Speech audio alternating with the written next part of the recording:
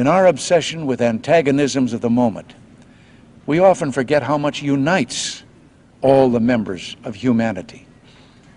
Perhaps we need some outside universal threat to make us recognize this common bound. I occasionally think how quickly our differences worldwide would vanish if we were facing an alien threat from outside this world. And yet, I ask you, is not an alien force already among us? What could be more alien to the universal aspirations of our peoples than war and the threat of war?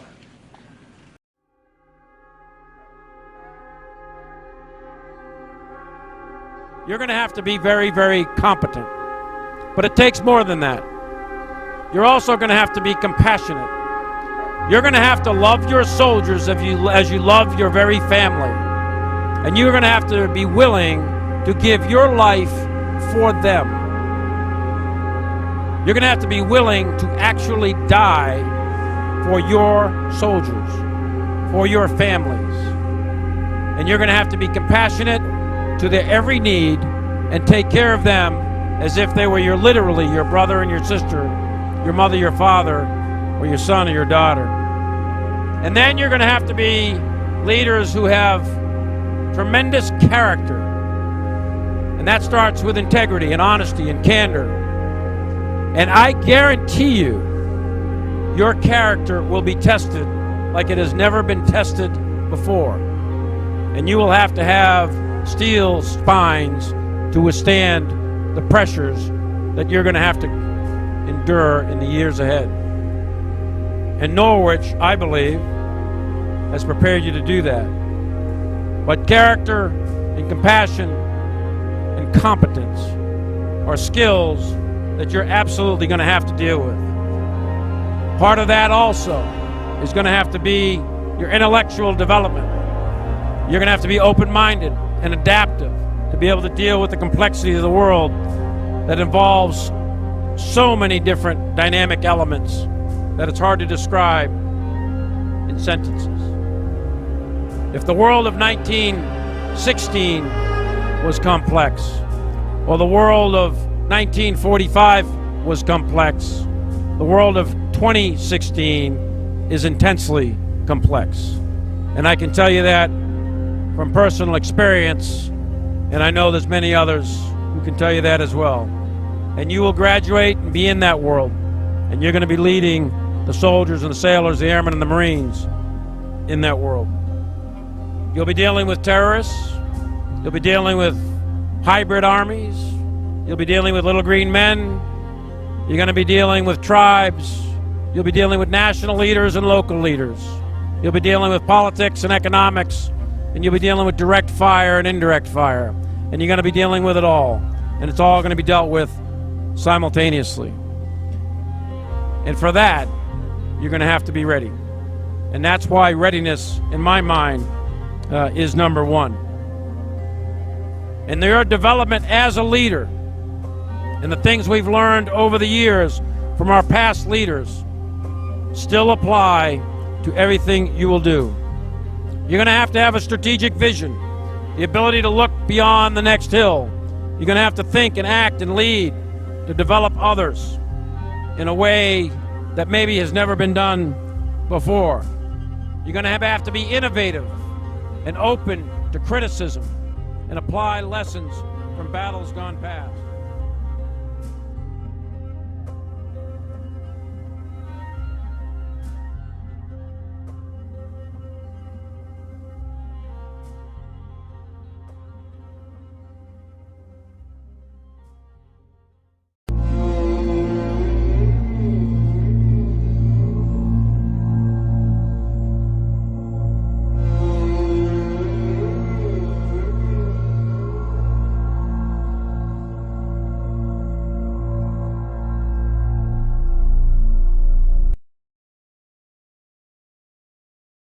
The possibility that non-human intelligences have visited our planet, and even copulated with primitive human beings, is found in many of the ancient cultural and religious records of our civilization.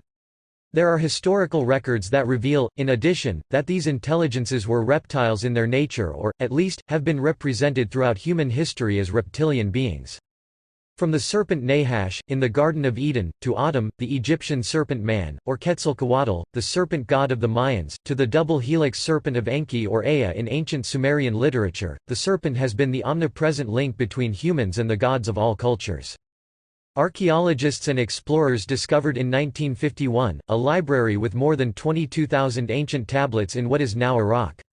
These tablets contain what we know to be the earliest writings of the Earth and date back to about 6,000 years ago when this region of the Earth was known as Mesopotamia, Sumer, and Babylon. On the tablets, a story is told that is also reflected in the book of Genesis of the Bible.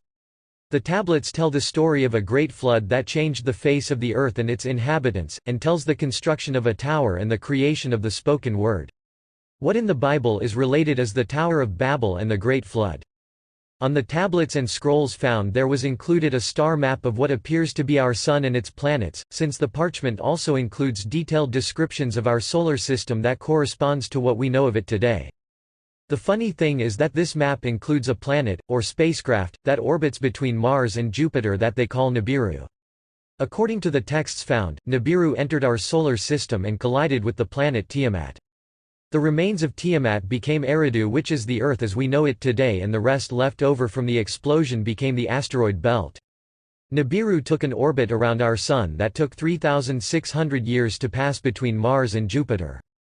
In recent years and based on patterns of our solar system, some astronomers have been looking for a planet with this same orbit, which led to the discovery of the planet Pluto. The search for Nibiru continues. According to the found texts, this detailed information was given by the Anunnaki and they are described as a race of reptilian gods who came to Earth. It is written that they came to extract gold and other elements to use them to protect the atmosphere of their planet.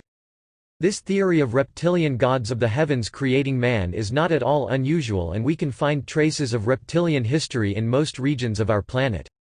In Japan, the emperors claim to descend from dragon gods who came from heaven. Australian Aborigines teach about a reptilian race that lives under the earth and rules over men. They believe they are descended from a race of human dragons. In China, they believe that serpent queen Nu Kua interbred with men. In India, these reptilian gods, the Nagas, are called and claim that they planted their royal families. In Eastern countries, there are traces of a serpent race that created man. In the book of Genesis speaks about giants that came from the heavens to reproduce with the daughters of man, they were called the Nephilim. In Africa they are called Chitori, children of the serpent, and the kings of Africa claimed that they descended from serpent gods that came from heaven. The Mayans spoke that their ancestors were snake people, and the Aztecs said they were created by a female snake. The American Hopi Indians believed that the gods of heaven came down to reproduce with their wives, and referred to them as their snake brothers. Reptilians live in long underground tunnels and can inhabit other dimensions. The reptilians have constituted the group of the Illuminati, beings of human aspect but under the orders of the reptilians who follow very specific political agendas to perpetuate themselves in power and control the world through media manipulation, genetics and the search for a government-centralized world. The Illuminati would have as mission the establishment of a new world order. Is there a possibility that we may be or that we have always been enslaved by these leaders?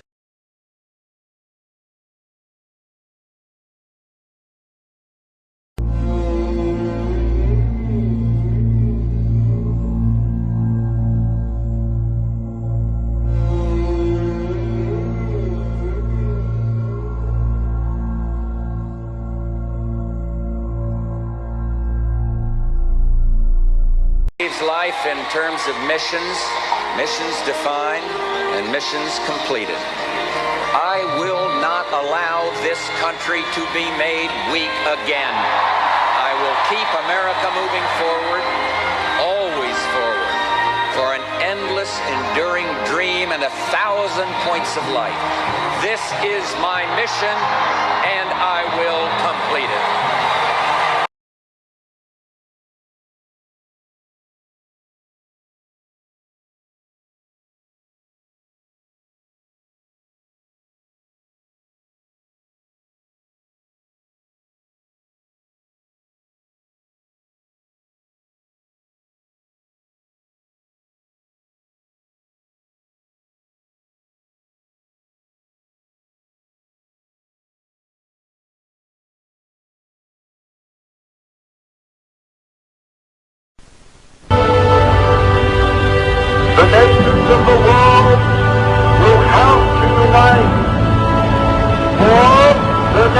war will be an interplanetary war.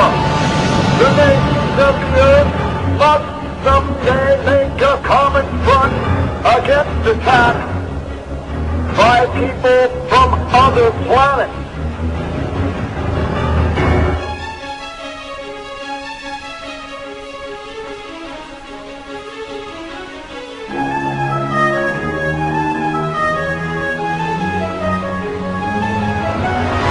Anti-aircraft guns went into action against unidentified aircraft in the Los Angeles area, ordered by the 4th Interceptor Command at 2:25 a.m.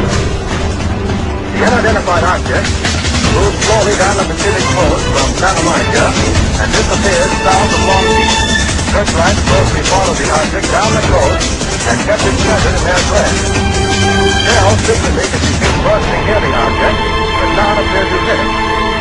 The shooting stopped about 3:30 a.m. Approximately 20 minutes after the firing died down, the ship returned and headed westward from Long Beach toward Santa Monica. The guns went into action again, firing round after round of shells at the object. The second barrage appeared to be closer to downtown Los Angeles, since watchers could hear the concussion of the guns more clearly, and the flash of bursting shells was brighter.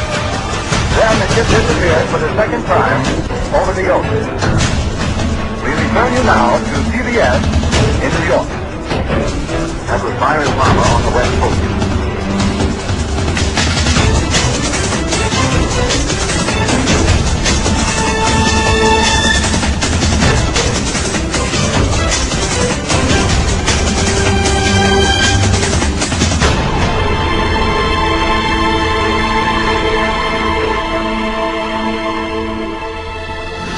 The Battle of LA was the first time that our military actually fired upon a UFO.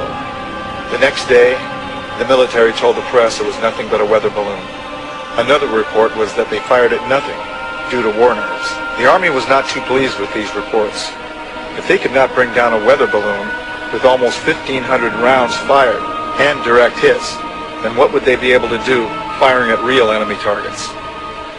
This was the first time official denial was put into motion regarding UFOs.